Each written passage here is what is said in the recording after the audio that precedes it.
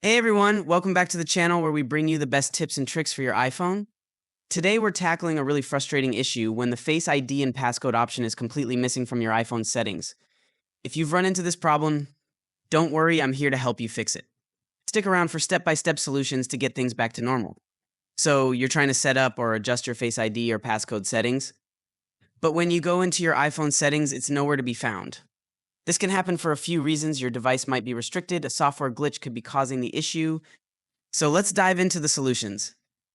The first thing to check is your screen time settings. If you or someone else has enabled restrictions, this could hide the Face ID and passcode option. Let's start by opening settings. Then navigate to screen time. Tap on content and privacy restrictions. Check if content and privacy restrictions are enabled. If they are, scroll down to passcode and Face ID and tap on it and make sure it's set to allow.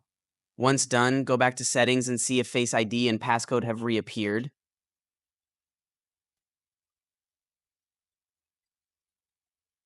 If that didn't work, make sure your iPhone is running the latest version of iOS. Outdated software can sometimes cause bugs like this.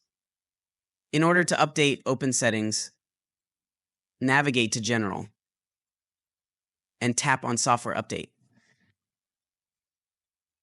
If an update is available, download and install it. If none of these work, resetting all settings could solve the problem. Don't worry, this won't erase your data, but it will reset your preferences like Wi-Fi, Bluetooth connections, home screen layout, and few customized settings. To do so, open Settings, navigate to General, scroll down and tap on Transfer or Reset iPhone. Then select Reset, choose Reset All Settings, and proceed entering your passcode. Once your device restarts, check if the Face ID and passcode option is visible again.